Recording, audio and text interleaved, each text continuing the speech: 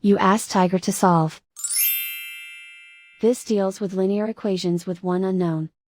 The final result is x equals 49/30. Let's solve it step by step. Simplify the expression. Expand the parentheses.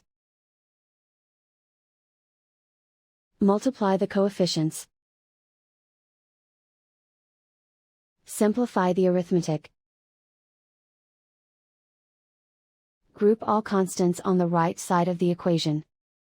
Add 25 to both sides. Simplify the arithmetic.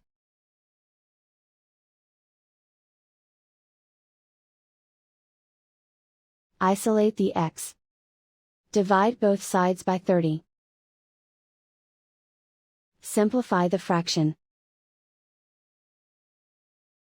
And so the final result is x equals 49/30.